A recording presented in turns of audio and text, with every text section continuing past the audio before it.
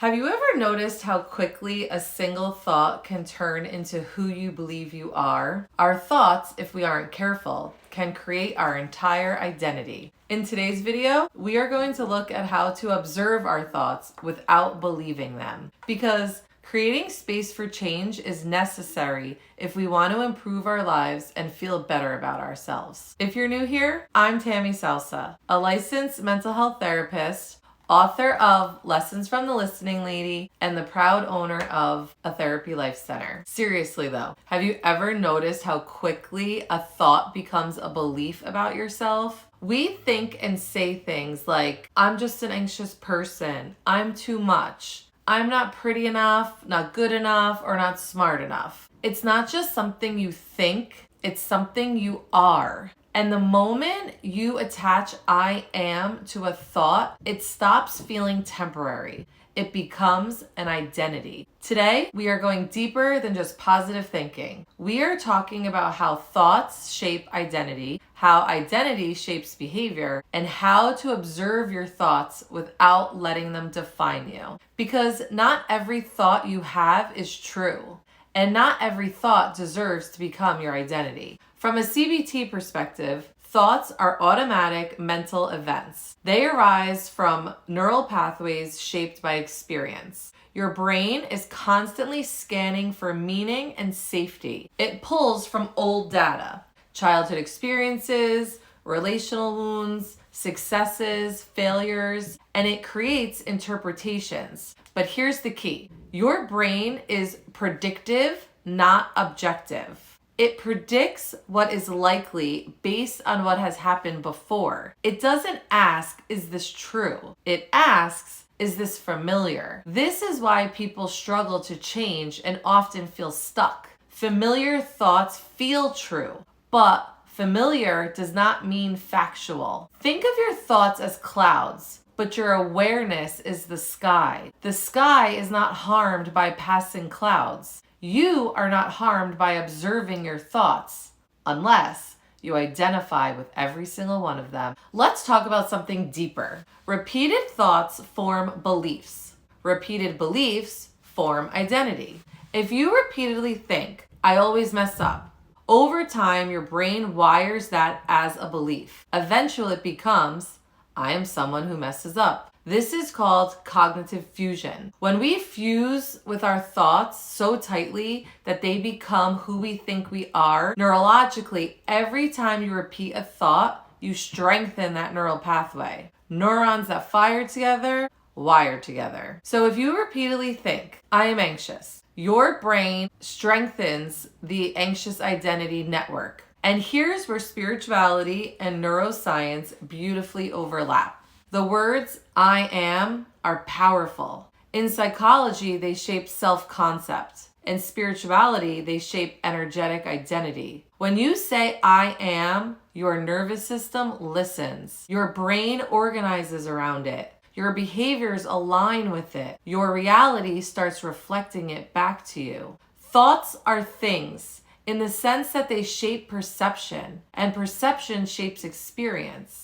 Now let's clarify something important. Thoughts don't magically manifest reality, but they do shape what you notice, how you interpret events, and what choices you make. If you believe I am unworthy, you will unconsciously interpret neutral events as rejections, accept less than you deserve, and shrink in rooms where you should shine. Your thoughts shapes perception. Perception shapes behavior, and your behavior shapes your outcome. These are the loops that we get ourselves in. And then the outcome reinforces the thought. This is how identity becomes self-fulfilling. When you think of a self-fulfilling prophecy or self-sabotage, this is what we are talking about. Not because the thought is true, but because it is practiced and believed. Now, let's bring in regulation. When a thought triggers fear, I'm going to fail, there's a fear of failure. Your nervous system reacts. Your heart rate increases, your cortisol level rises,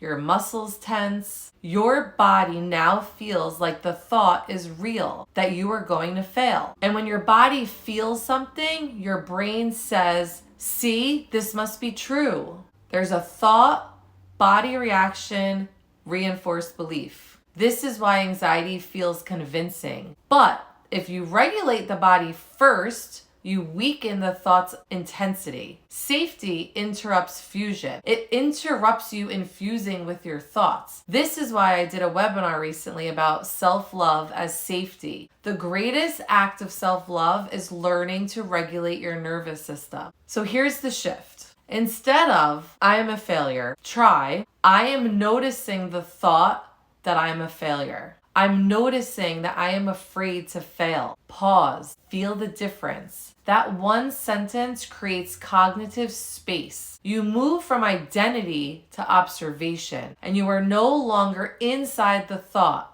You are witnessing it. This activates the prefrontal cortex, the rational, observing part of the brain, instead of the amygdala, the threat detector. Observation is regulation, and awareness is awakening. Now let's talk about the power of I am. I talk about this in my book, Lessons from the Listening Lady. There are two directions this can go. Unconscious I am not enough. I am broken. I'm too much. And then there's conscious I am learning. I am growing. I am becoming. I am capable of growth. Notice the difference? I teach my clients to make healthy, positive, conscious I am statements. The unconscious creates automatic negative self-talk. Conscious thoughts create expansion. However, many times people struggle because they'll say, but I don't believe that. So instead of forcing positivity, try this bridge. I am someone who is learning, and then fill it in with whatever it is. I am someone who is learning to love herself. I am learning to trust myself. This keeps it honest, grounded, and neurologically believable. So let's practice together. I want you to place your feet firmly on the ground. This helps to bring awareness to your body. And I want you to take a slow breath. In for 4 and exhale for 6. When we make the exhale longer, it sends a signal for relaxation. So we're gonna go in for 4. 1, 2, 3, 4, and out for 6. 1, 2, 3, 4, 5, 6. Again.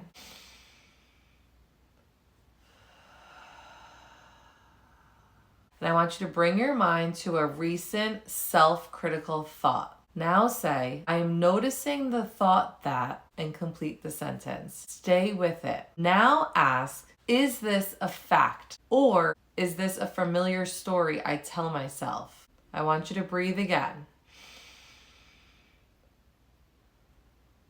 Now gently say, what else could be true?